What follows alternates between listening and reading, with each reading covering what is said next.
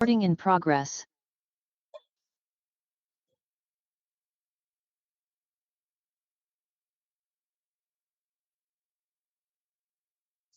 Next जो चीज हमने डिस्कस करनी है उसको हम ऑडिटरी ऑसिकल्स कहते हैं। ऑसिकल जो है ये बहुत छोटी बोन्स हैं, ठीक है। आप इसके साइज का अंदाजा से लगा सकते हैं कि एक एडल्ट की फिंगर टिप पे ये जस्ट इतनी सी है, ठीक है। तो 3 ऑसिकल्स हैं, ऑडिटरी ऑसिकल्स जिनको कहते हैं, उनके नाम है मेलियस, इनकस और स्टेपीज, ठीक है। ये डिफरेंट कलर से डिनोटेड आप देख सकते हैं, मेलियस है, इनकस और स्टेपीज है। अब ये जो है एक दूसरे के साथ चेन लाइक पैटर्न से कनेक्टेड है, ठीक है। और ये क्या करती हैं, टिम्पैनिक मेम्ब्रेन को Oval window of inner ear से कनेक्ट करती हैं, यानी कि आसान लफ्जों में एक्सटर्नल ईयर और इंटरनल ईयर को कनेक्ट करती हैं।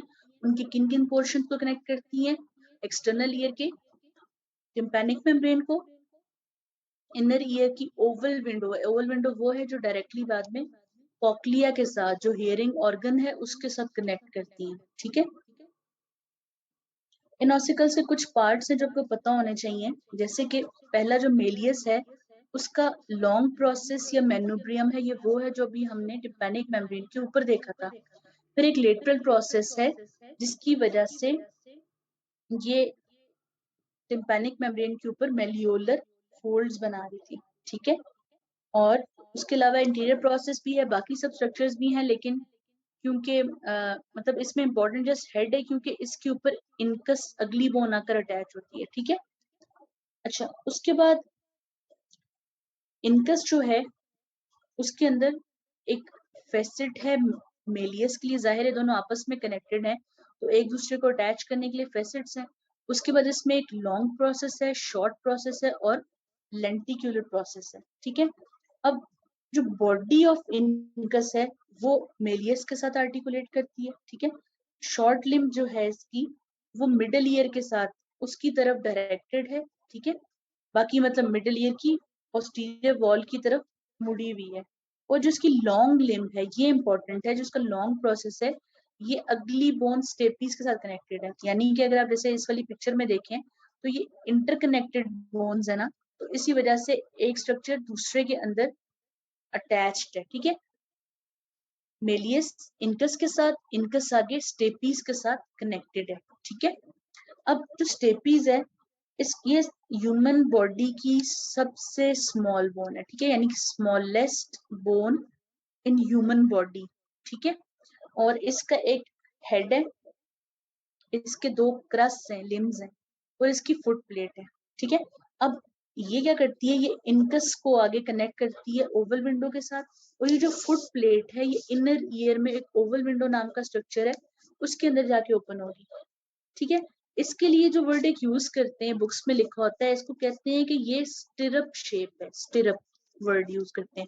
स्टिरअप पता है क्या चीज होती है, जो घोड़े के ऊपर उसके बैठने की जगह होती है ना, जहाँ पाँव रखते हैं, ठीक है, उसको स्टिरअप कहते हैं। तो ये उसकी तरह का है, तो इसके लिए अक्सर बुक्स में तब इसका नाम भी स्टेपीज है, ठीक है, स्टिरअप से है। इस पिक्चर में देख सकते हैं एग्जैक्टली वो वाली शेप है जहाँ पे घोड़े का पाँव रखने की जगह होती है, ठीक है। क्या क्या इसके पार्ट्स है, इसका हेड है या कैपिचुलम है, ठीक है। उसके बाद एंटीरियर पोस्टीरियर ट्रस्ट है और फुट प्लेट है। और यहाँ पे देखें छोटा सा स्पाइक्यूल है एक मसल की अटैचमेंट के लिए, जिसको हम स्टेपीडियस कहते हैं। इसको आगे हम डिटेल से देखेंगे, ठीक है। एक मरतबा बोन्स को दोबारा देख लें फिर हम आगे कंटिन्यू करते हैं, ठीक है। मेलियस है जिसका लॉन्ग प्रोसेस या मेनुब्रियम है, लेटरल प्रोसेस है और एंटीरियर प्रोसेस है और एक इसका हेड है, ठीक है। उसके बाद इनकस है जिसकी बॉडी है, short long process lenticular process है, और स्टेपीज है जिसका हेड है, क्रूरा है और फुट प्लेट है। हमने एक जिक्र किया था posterior wall of middle ear में कि मेस्टोइड एयर सेल्स हैं। ये क्या है, ये एयर फिल्ड स्पेसेस हैं टेम्पोरल बोन के एक पोर्शन के अंदर, उस पोर्शन का नाम है mastoid process of temporal bone, ठीक है। इन एयर सेल्स के अंदर जो है मतलब ज़ाहिर है नाम ये एयर सेल है तो उसके अंदर एयर होती है जस्ट, ठीक है। ये मिडिल ईयर के साथ कम्युनिकेट कर रहा था, जिसे मैं आपको बताया था, और जिस स्ट्रक्चर के थ्रू कम्युनिकेट करता है उसको हम ऑर्डिटस टू मेस्टोइड एंट्रम कहते हैं, ठीक है।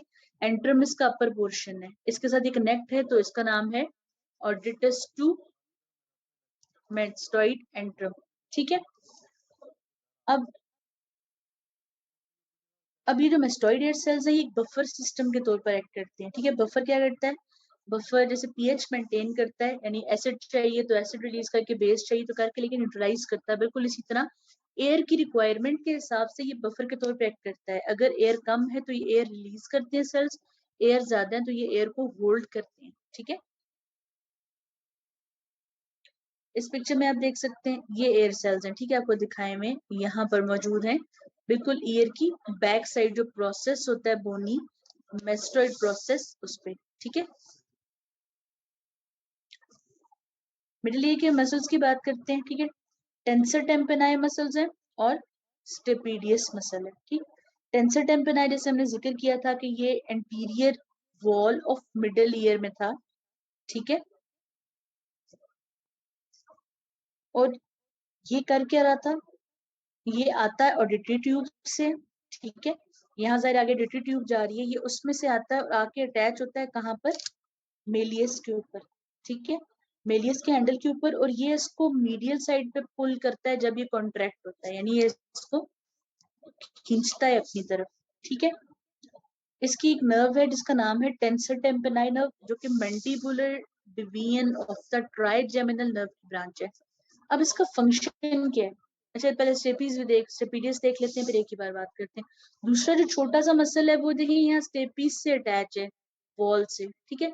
ये दोनों मसल्स क्या करते हैं, देखिए बोन का ऐसा मैकेनिज्म है कि बोन जैसे ट्रेन का, वो कार्टून में चलती है ना ट्रेन के, ऐसे टायर उसका रोटेट होता है, तो बिल्कुल इसी पैटर्न से टू एंड फ्रो मूव करके टिम्पैनिक मेम्ब्रेन की रिसीव की हुई वाइब्रेशन को ये ऑसिकल्स इनर ईयर में पहुंचाती हैं, ठीक है। यानी vibrate to and fro motion करती हैं, ऑसिलेशंस करके पहुंचाती हैं।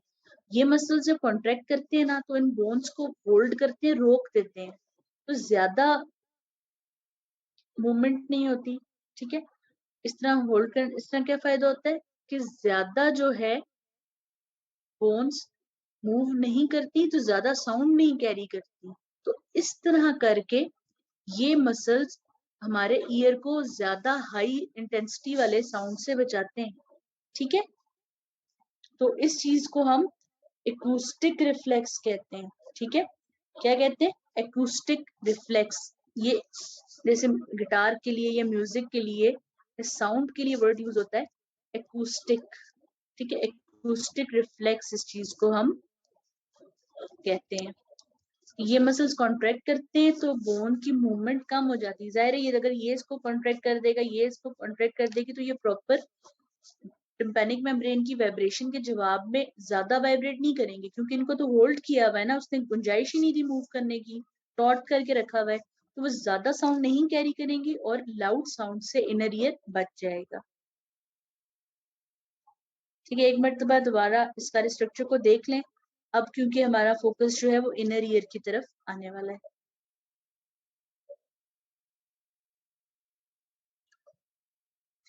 इनर ईयर की बात करते हैं। इनर ईयर नाम से है, इनर मोस्ट पोर्शन है, ठीक है। और इसके दो मेन फंक्शन है, इसके अंदर वेस्टिब्यूलो कॉक्लियर ऑर्गन्स हैं, ठीक है। वेस्टिब्यूलो कॉक्लियर का मतलब है कि यानी कि वो हेयरिंग में भी रोल प्ले करते हैं, बैलेंस में भी रोल प्ले करते हैं, ठीक है। कहते हैं ना कानों से बैलेंस है, तो वो जिस चीज से बैलेंस है वो वेस्टिब्यूलर पोर्शन है इनर ईयर का, ठीक। एनाटॉमिकल पोजीशन इसकी बात करते हैं, ये कहाँ है, तो ये भी टेम्पोरल बोन के पीट्रस पार्ट के अंदर लोकेटेड है, ठीक है। और इसके दो मेन कंपोनेंट्स हैं, ठीक है। एक कंपोनेंट इसका बोनी लेबिरिंथ है और एक कंपोनेंट इसका मेम्ब्रेनस लेबिरिंथ है। अब जो पहले बात समझने की है, जो मुझे काफी लेट अपनी स्टूडेंट लाइफ में समझ आई थी, कि दोनों चीजों का स्ट्रक्चर एक जैसा लिखा होता है तो आपने डिफरेंशिएट कैसे करना है। ये बोनी लेबिरिंथ बाहर मौजूद है, मेम्ब्रेनस लेबिरिंथ उसी के अंदर है। जैसे पैकिंग होती है ना किसी चीज की, तो पैकिंग भी बिल्कुल वैसी होती है जैसे अंदर का गिफ्ट होता है, जैसा स्ट्रक्चर होता है उसी के पैटर्न की। ठीक है, तो बोनी लेबिरिंथ भी बिल्कुल एग्जैक्टली वही वाला स्ट्रक्चर है, और मेम्ब्रेनस भी एग्जैक्टली अंदर वही स्ट्रक्चर है। ठीक है, लेकिन पढ़ते हैं हम इनको सेपरेट करके। अब बोनी लेबिरिंथ जो है, ये क्या है, बोनी है, जाहिर है पेरियोस्टियम है बोन की, और इसके अंदर एक फ्लूइड होता है जिसको हम पेरीलिम्फ कहते हैं। ठीक है, यानी कि बोनी जो स्ट्रक्चर है उसके अंदर फ्लूइड फिल्ड हुआ हुआ है जिसको हम पेरीलिम्फ कहते हैं। उसके अंदर ये फिर मेम्ब्रेनस सेम स्ट्रक्चर होता है। ठीक है, और मेम्ब्रेनस लेबिरिंथ भी क्योंकि डबल स्ट्रक्चर है, तो उसके अंदर मजीद एक फ्लूइड है जिसका नाम है एंडोलिम्फ। ठीक है, पेरीलिम्फ है, पेरी लिम्फ जो है वो बोनी लेबिरिंथ के अंदर है, और एंडोलिम्फ जो है वो मेम्ब्रेनस लेबिरिंथ के अंदर है। ठीक है, अब यानी इस पिक्चर में जो आपको नजर आ रहा है, जो ग्रे के अंदर है वो पेरीलिम्फ है, जो पर्पल के मजीद अंदर कंटेन होगा वो एंडोलिम्फ है। इस पिक्चर में देखें, ब्लू से जो दिखाया हुआ है आपको वो बोनी लेबिरिंथ है, और ऑरेंज से जो शो किया है वो मेम्ब्रेनस लेबिरिंथ। तो देखें दोनों का एक ही जैसा स्ट्रक्चर है बिल्कुल। ठीक, यानी एक ही शक्ल के दो स्ट्रक्चर्स हैं। आउटर वाला उसका जो कवर है वो बोनी है, अंदर वाला स्ट्रक्चर उसका मेम्ब्रेनस है। अगली जो इंपॉर्टेंट चीज है कि वो इनर ईयर की ओपनिंग्स हैं। इनर ईयर के अंदर कौन सी ओपनिंग्स हैं? इनर ईयर के अंदर दो ओपनिंग्स हैं, दोनों को विंडोज कहते हैं। अब जो ओवल विंडो है ये मिडिल ईयर और वेस्टिब्यूल एक पोर्शन है उसके दरमियान लाई करती है। ठीक है, वेस्टिब्यूल सीधा कॉक्लिया के स्केला वेस्टिबुलाई के साथ कंटिन्यूस होता है, इसलिए इन्होंने डायरेक्टली इस पिक्चर में स्केला वेस्टिबुलाई कहा। अब आप सोच रहे होंगे कि कॉक्लिया तो ऐसा स्नेल के जैसा था, ये सीधा क्यों है? ये इसको खोलकर दिखाया हुआ है ताकि इसको समझा जा सके। इस पे भी हम फोकस करेंगे, लेकिन अभी हमारा फोकस जो है वो विंडो पे रहेगा। ठीक है, ओवल विंडो नाम का स्ट्रक्चर है जो डायरेक्टली ओपन होता है आके vestibule portion of the inner ear में। दूसरी विंडो का नाम है राउंड विंडो। ठीक है, राउंड विंडो जो है वो मिडिल ईयर को कॉक्लिया के एक पार्ट से सेपरेट कर रहा होता है, पार्ट का नाम है स्केला टेम्पेनाई। ठीक है, ये दो विंडोज कॉक्लिया के दो डिफरेंट पार्ट्स के अंदर आकर ओपन हो रही होती हैं। इस पिक्चर में देख सकते हैं ये पूरा कॉक्लिया है, ऐसे देखें ये पर्पल कलर का जो स्ट्रक्चर है। ठीक है, ऐसे कॉक्लिया है, इसकी वॉल के अंदर आकर, इसकी ऐसे वॉल है, वॉल के अंदर आकर दो विंडोज हैं। ठीक है, ऊपर ओवल नीचे round window, Oval window round window आकर ओपन हो रही है। अब ओवल विंडो जिस पार्ट के साथ कंटिन्यूस है, जिसके सामने आ रही है, उस पार्ट को हम क्या कह रहे हैं? वेस्टिब्यूल कह रहे हैं। और राउंड विंडो जो है जिसके सामने आ रही है वो स्केला टेम्पेनाई है। ठीक है, इस स्ट्रक्चर को अब आप समझ के यहाँ से देखकर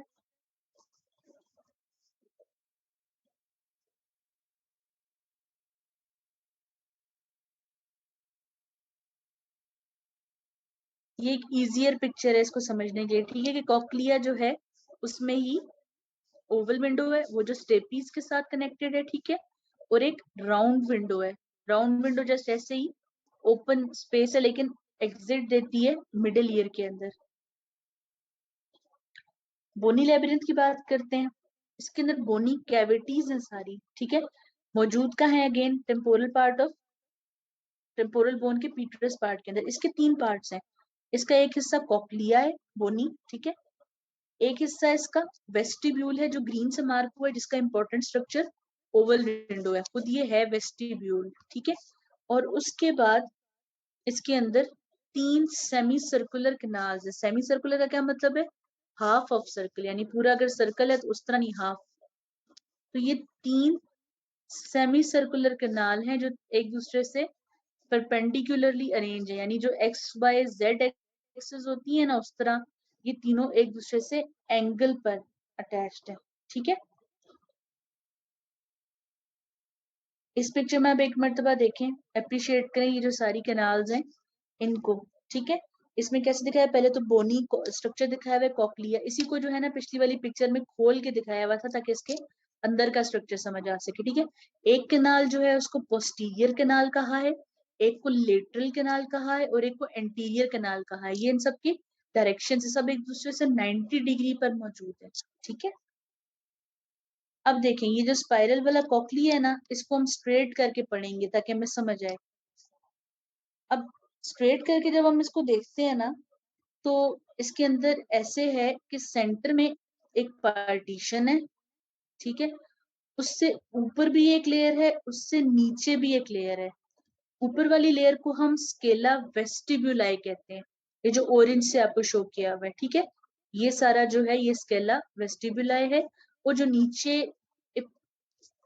पिंक रेड सा कलर है लाइट सा, इससे जो शो किया हुआ है इसको हम स्केला टेम्पेनाई कहते हैं। और ये दोनों एज पे बिल्कुल इस पॉइंटेड एज पे एक दूसरे के साथ कंटिन्यूअस होती है, ठीक है। तो क्या नाम है इनके, स्केला टेम्पेनाई है और स्केला वेस्टिबुलाई है, ये दोनों एक दूसरे के साथ कंटिन्यूअस है। अब आप यहाँ इस वाली पिक्चर में एक मर्तबा देखें, ओवल विंडो से वेस्टिब्यूल या स्केला वेस्टिबुलाई कनेक्टेड है, और राउंड विंडो जो है उसके साथ क्या है, राउंड विंडो के साथ स्केला टेम्पेनाई कनेक्टेड है। अब ये जो एरोस की डायरेक्शन है ये इसके अंदर का फ्लूइड है जो मूव करता है।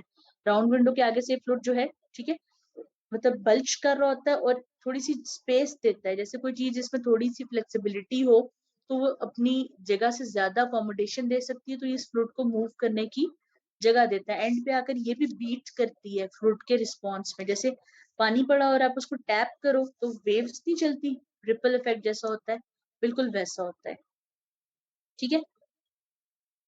इस पिक्चर में देखिए ये दिखाया हुआ है कि कॉकलिया है, इसमें किस तरह डिफरेंट फ्रिक्वेंसी की साउंड वेव्स परसीव होती हैं, सबसे कम फ्रीक्वेंसी वाली सबसे अंदर और सबसे ज्यादा फ्रीक्वेंसी वाली बाहर परसीव होती है, ठीक है। ये फिजियोलॉजी का टॉपिक है इसलिए इससे ज्यादा हम इसमें नहीं जाएंगे, हम इसमें एनाटॉमी की हद तक रहेंगे। समझने के लिए हमने देखा है कि कम फ्रीक्वेंसी वाले साउंड बिल्कुल सेंटर में और ज्यादा फ्रीक्वेंसी वाले साउंड बाहर परसीव होंगे। अच्छा, अभी हम जिक्र कर रहे थे कि ओवल विंडो वेस्टिब्यूल में खुलती है, 2-3 बार इसका जिक्र आया, ये वेस्टिब्यूल है क्या, ये इसी बोनी लेबिरिंथ का बिल्कुल सेंट्रल पोर्शन है, ठीक है। जैसे मैंने बताया कि ओवल विंडो के थ्रू मिडल ईयर से कम्युनिकेट करता है, ठीक है। एंटीरियरली तो जो है इसमें कॉक्लिया के साथ कनेक्टेड है ना, ठीक है। बैक साइड पे इसके सेमी सर्कुलर कैनाल खुलती है। अगर आप इस पिक्चर में इन हाफ वाली कैनाल को गौर से देखें, फ्रंट तो नजर आ रहा है लेकिन इसकी बैक कहाँ है, बैक से आकर ये वेस्टिब्यूल के अंदर ओपन हो रही है, ठीक है। तो ये सेमी सर्कुलर कैनाल जो है ये वेस्टिब्यूल की पोस्टीरियर साइड पर आकर ओपन हो रही है, ठीक है। अब यहाँ पर आगे हम फिर सेमी सर्कुलर कैनाल्स को देखते हैं, ठीक है। जैसे मैंने बताया था सुपीरियर या एंटीरियर कैनाल थी, लेटरल कैनाल है और पोस्टीरियर कैनाल है। इसके अंदर क्या है, छोटे छोटे सेल्स फ्लूइड के अंदर सर्कुलेट कर रहे हैं, ठीक है। मतलब छोटे से फ्लूइड ऐसा है जो थोड़ा सा ना सस्पेंशन टाइप है, वो इसके अंदर, ठीक है, इस पे फोकस नहीं करना अभी, डिजीज जस्ट फ्लूइड इसके अंदर सर्कुलेट कर रहा है। अच्छा, इसका एक पोर्शन है जिसको हम यूट्राइकल कहते हैं, उसको भी हम अभी देखेंगे वो क्या है। फिलहाल एक मरतबा मेम्ब्रेनस लेबिरिंथ को देख लें, फिर इसके पार्ट्स की बात करते हैं, ठीक है। मेम्ब्रेनस लेबिरिंथ क्या है, देखिए बिल्कुल वैसा है जैसा कि बोनी लेबिरिंथ था। फर्क क्या है कि यहाँ वेस्टिब्यूल नहीं है, तो उसकी जगह यहाँ पे अंदर डिफरेंट स्ट्रक्चर, बाकी कॉकलिया वहां पे बोनी कॉकलिया था, ये अंदर प्रॉपर उसका मेम्ब्रेनस पार्ट है, ठीक है। बोनी सेमी सर्कुलर कनाल थी, exactly same membranous semi circular canal है, ठीक है। उसके अलावा एक और स्ट्रक्चर है जिसको एंडोलिम्फेटिक डक्ट कहते हैं, ठीक है कैसे। अब ये जो सेमी सर्कुलर कनाल्स हैं, ठीक है, ये बैलेंस के लिए रिस्पॉन्सिबल हैं अलोंग विद ये दो ऑर्गन्स जिनको हमने यूट्राइकल और सेक्यूल कहा है, ठीक है। कनाल्स के बारे में बात की थी, राइट एंगल पे हैं, इनके राइट एंड पे स्वेलिंग होती है, ये वाली जिसको एम्प्यूला कहते हैं, जहाँ ये यूट्राइकल और यूट्राइकल में आके ओपन हो रही होती है ना, वहां ये थोड़ा डायलेटेड पोर्शन होता है मेम्ब्रेनस कैनाल्स का, ठीक है। अब मेम्ब्रेनस कैनाल जो है इनका कनेक्शन है एक डक्ट सिस्टम के साथ। अब हम ये बात करने लगे हैं कि ये बैलेंस में कैसे रोल प्ले कर रही है, इनका काम क्या है, ठीक है। कॉक्लिया पे तो फोकस हो गया ना, ये हियरिंग का ऑर्गन है, ये हमने बात कर ली। अब हम इस वाले साइड को देख रहे हैं ये क्या करती है। अब ये जो सेमी सर्कुलर कैनाल्स हैं ये एक डक्ट्स के सिस्टम के साथ कनेक्टेड है, और डक्ट के अंदर हमने क्या बात की थी, क्या फ्लूइड था, एंडोलिम्फ, ठीक है। अब एंडोलिम्फ जो है वो इसके अंदर फ्लो करती है सारी, और इस एंडोलिम्फेटिक डक्ट के थ्रू बाहर मूव कर सकती है, ठीक है। इस तरह जो फ्लूइड के प्रेशर्स हैं उससे ये, ठीक है, वेस्टिब्यूल बोनी पोर्शन है ना बच्चे, बोन के अंदर जो चीज है वो यूट्राइकल है ना, जिसके अंदर ये ओपन होती है। मैंने पहली बार स्टार्ट ये की है कि बोनी शेल है, बिल्कुल एग्जैक्टली वैसा अंदर मेम्ब्रेनस स्ट्रक्चर है। बाहर बोनी जिसमें ओपन हो रही थी, बोनी चीज का नाम वेस्टिब्यूल था, उसके अंदर की मेम्ब्रेनस चीज तो यूट्राइकल है ना, ठीक है, यूट्राइकल के अंदर ओपन हो रही है। ठीक, तो वापस आते हैं, सेमी सर्कुलर कनाल्स के अंदर फ्लूइड है। वो फ्लूइड का सारा मैकेनिज्म ऐसे है कि वो एंडोलिम्फ सर्कुलेट करती है इनके अंदर, और इस डक्ट के साथ उसका ड्रेनेज का सिस्टम है। अब जब आप मूव करते हैं तो इसके अंदर जो फ्लूइड लेवल है वो मूव करता है, कम ज्यादा होता है। उससे अलोंग विद यूट्राइकल और सेक्यूल के अंदर जो सेल्स हैं, उसकी मूवमेंट से हमें पता चलता है कि हमारे हेड की ओरिएंटेशन क्या है। ठीक है, तो ये जो ऑर्गन ऑफ बैलेंस है वो यहाँ मौजूद है।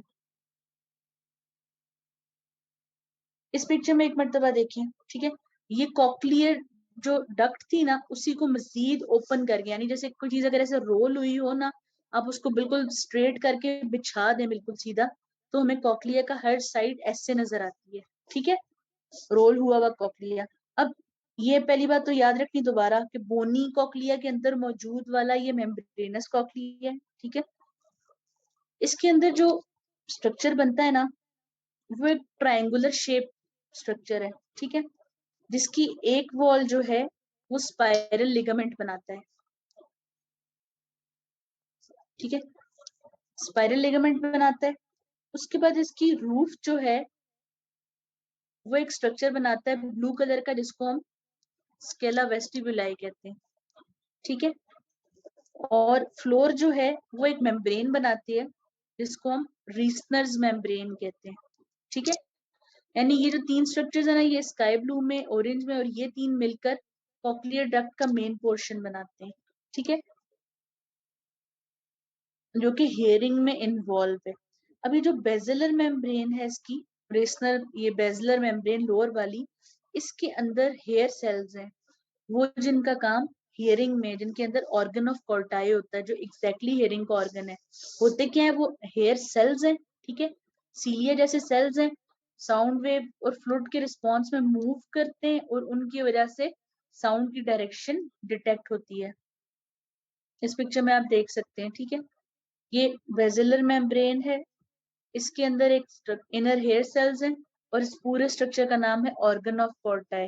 ठीक है, इससे डिटेक्ट होता है कि साउंड कहाँ कितना प्रोड्यूस हुआ, कितना इंटेंस है, किस डायरेक्शन से प्रोड्यूस हुआ है।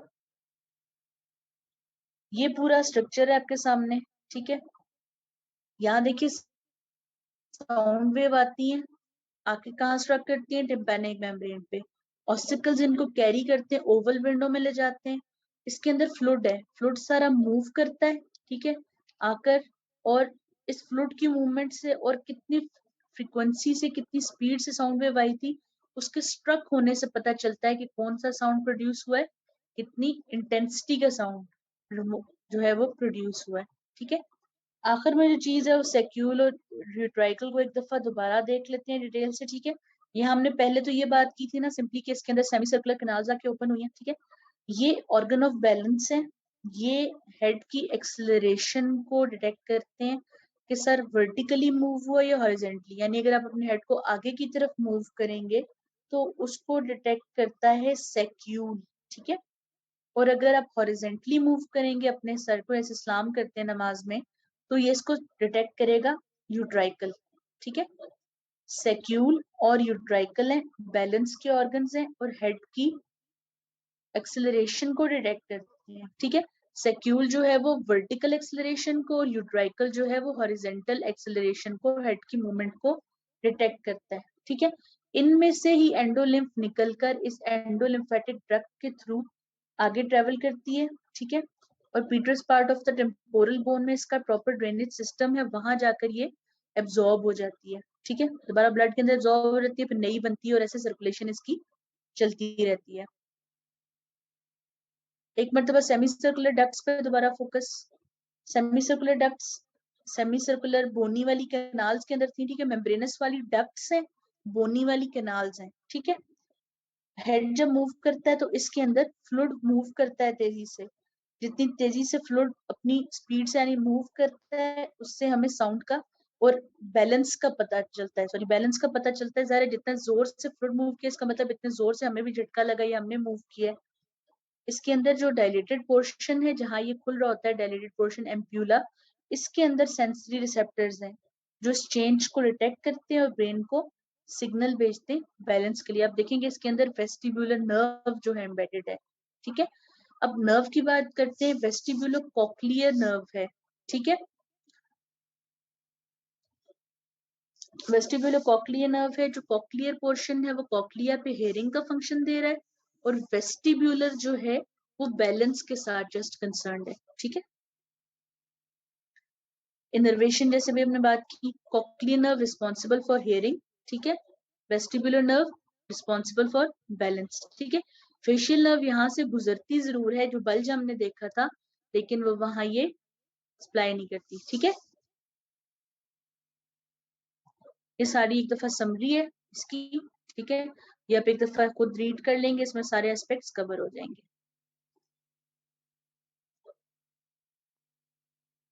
क्लिनिकल नोट्स की बात करते हैं, जल्दी से गो थ्रू करते हैं, फिर एक मरतबा रिकैप करेंगे सारा। टिम्पैनिक मेम्ब्रेन की एग्जामिनेशन जो है वो इम्पोर्टेंट है। टिम्पैनिक मेम्ब्रेन, क्योंकि अब जो हमारा एक्सटर्नल ऑडिटरी मीटस है ना, वो बिल्कुल स्ट्रेट नहीं होता, वो थोड़ा सा एस शेप होता है। इसलिए यहाँ से टिम्पैनिक मेम्ब्रेन को देखने के लिए हमें ईयर को अपवर्ड और बैकवर्ड पुल करना पड़ता है, ताकि हमें यहाँ पे मौजूद टिम्पैनिक मेम्ब्रेन नजर आ जाए। और जो टिम्पैनिक मेम्ब्रेन है वो हमें पर्ल वाइट कलर की नजर आती है। ठीक है, बच्चों में ये चीज डिफरेंट है। बच्चों में क्योंकि अभी डेवलप हो रहे होते हैं स्ट्रक्चर, उनकी एक्सटर्नल ऑडिटरी मेटर्स का जो ओरिएंटेशन है वो डिफरेंट होती है, तो बच्चों का कान हम नीचे की तरफ पुल करते हैं, बैकवर्ड और डाउनवर्ड। एडल्ट में बैकवर्ड और अपवर्ड। ये डिफरेंट साइज के इंस्ट्रूमेंट्स हैं। बच्चों के लिए छोटा है, ठीक है, इन्फेंट्स के लिए बिल्कुल कम, ये रख के इसके थ्रू देखा जाता है। टिम्पैनिक मेम्ब्रेन की परफोरेशन हो जाती है जब कोई इन्फेक्शन हो मिडिल ईयर का। ठीक है, मिडिल ईयर का इन्फेक्शन ज्यादातर आके परफोरेट कर देता है ईयर ड्रम को। इससे कंडक्शन ऑफ साउंड इम्पैक्ट होती है, हेयरिंग इम्पैक्ट होती है। इसके ट्रीटमेंट में सर्जरी की जाती है। पहले तो टाइम दिया जाता है इसको नेचुरली हील होने का, हील ना हो तो फिर सर्जिकली ट्रीट करते हैं। अगर मिडल ईयर के अंदर इन्फेक्शन हो जाए, जो कि होता है इस वजह से कि मिडल ईयर जाहिर है यूस्टेशियन ट्यूब के थ्रू नोज के साथ कनेक्टेड है, ईयर नोज थ्रोट का म्यूकोजा एक ही है, तो वहां का जो इन्फेक्शन है वो मिडिल ईयर तक एक्सपेंड हो सकता है। मिडिल ईयर में इन्फेक्शन आया तो उसकी ऑसिकल्स इन्वॉल्व हो जाती हैं, उसको हम फिर ओटाइटस मीडिया कहते हैं। मीडिया यानी मिडिल ईयर से ऑटो वर्ड इसका बोन आइटस इन्फ्लेमेशन। ठीक है, inflammation of the ossicles of the middle ear. तो फ्लूइड फिल्ड हो जाता है, बहुत पेनफुल होता है, इतना ज्यादा प्रेशर होता है कि टिम्पैनिक मेम्ब्रेन भी बल्ज करने लग जाती है इससे।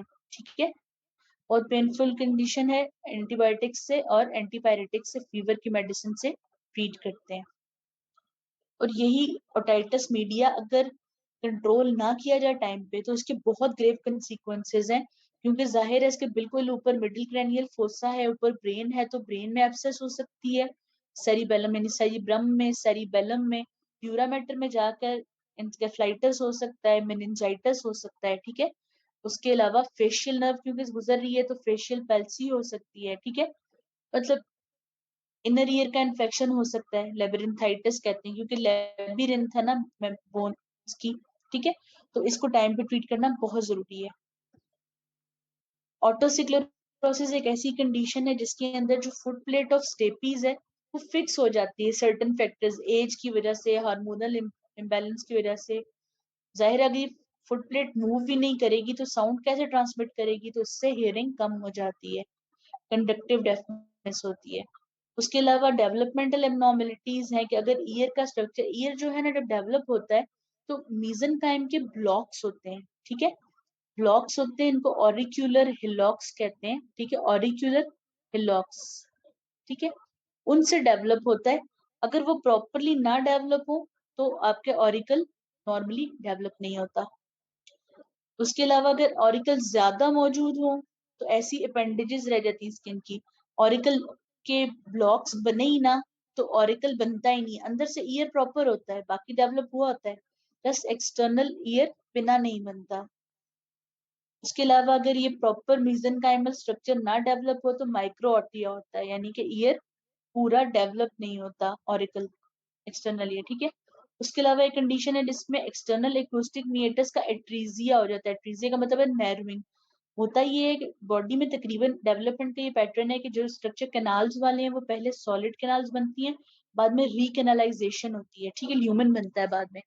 एक्सटर्नल ऑडिटरी मेटस के केस में भी ऐसा है, अगर वो रिकेनालाइजेशन फेल हो जाए तो एक्सटर्नल ऑडिटरी मेटस का एट्रीजिया हो जाता है। That's all. Recording stopped. अब आपके क्वेश्चंस के आंसर करूंगी। जिनको खाने की जल्दी बच्चे 9 बजे क्लास होती है, खाना खाकर बैठा करें ना। अब डिनर के लिए अगर मैं क्लास जल्दी खत्म कर दूं तो मैं चीजें कवर कैसे करवाऊंगी?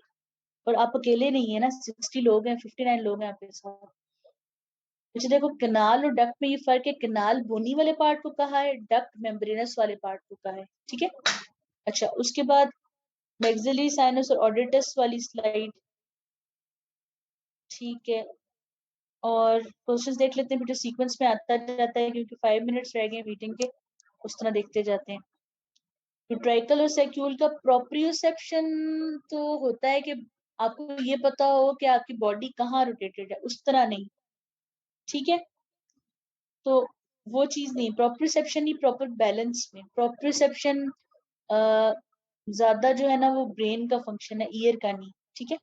अच्छा,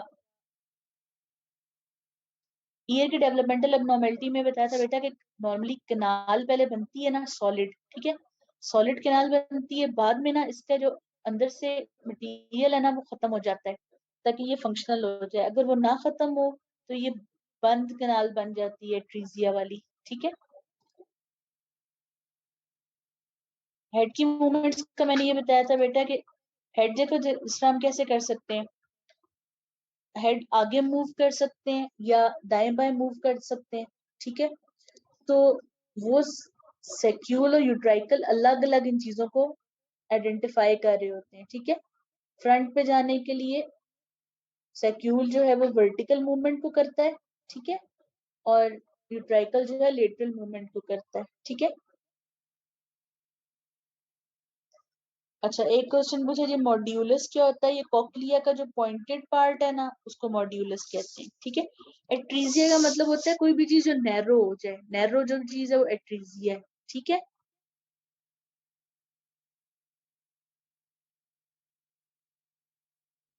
अच्छा उसके बाद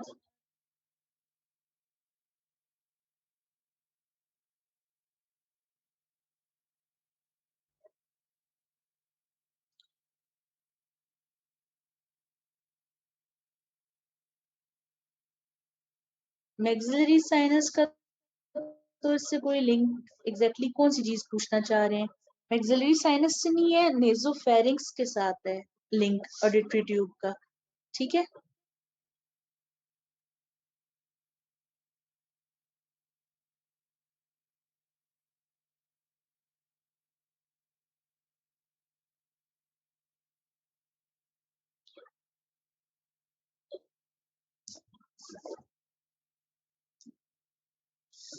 ये जो मिडल ईयर से गुजर कर जाने का रास्ता है ना इसको ऑडिटस कहते हैं, ठीक है।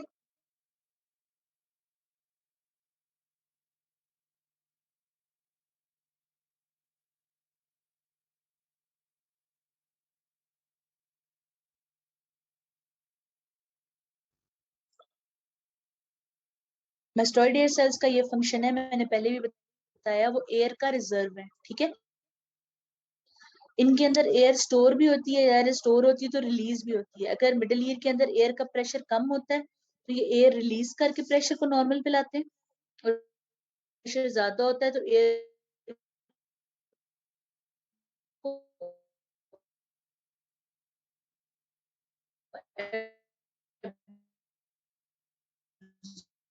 absorb करके होल्ड करके रिलीज करता है। क्वेश्चन है कि ईयरबड जब ज्यादा जख्म करे तो डैमेज टिम्पैनिक मेम्ब्रेन होती है जी। जब पहला जो स्ट्रक्चर इनकाउंटर होता है ना, जब भी आप बाहर से कोई चीज डालते हैं अपने कान में, वो टिम्पैनिक मेम्ब्रेन है, ठीक है। अच्छा स्पाइनल लिगामेंट, यहाँ पे स्पाइनल यानी स्पाइरल लिगामेंट है स्ट्रक्चर का पोर्शन है ना, जो ट्रायंगुलर कोन है कॉक्लिया की, उसका एक पार्ट बना रहा है। ठीक है, अच्छा उसके बाद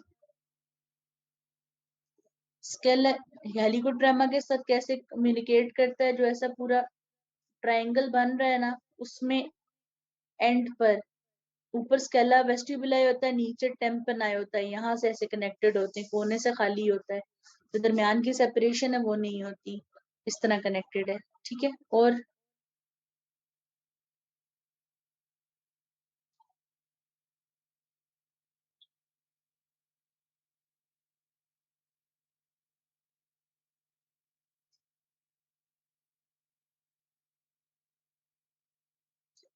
वर्टैगो जो है ना, वो स्पिनिंग मूवमेंट होती है हेड की, जैसे चक्कर आना होता है ना, एक तो डिजी फील होता है ना, जो रोजा रख के भूख लग जाने पे, वैसा नहीं, ये प्रॉपर ऐसा चक्कर होता है जिससे लगता है कि आपकी सराउंडिंग घूम रही है या आप घूम रहे हैं। ठीक है, बट ये की वजह से होता है।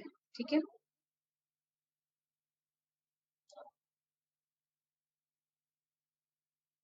तो आप लोगों के मीटिंग का टाइम एंड हो गया, जो क्वेश्चंस रह गए हैं वो आप काइंडली ग्रुप में पूछ लें, मैं आपको आंसर कर देती हूँ। ठीक है, ग्रुप में पूछ लें, फिर हम डिस्कस कर लेते हैं।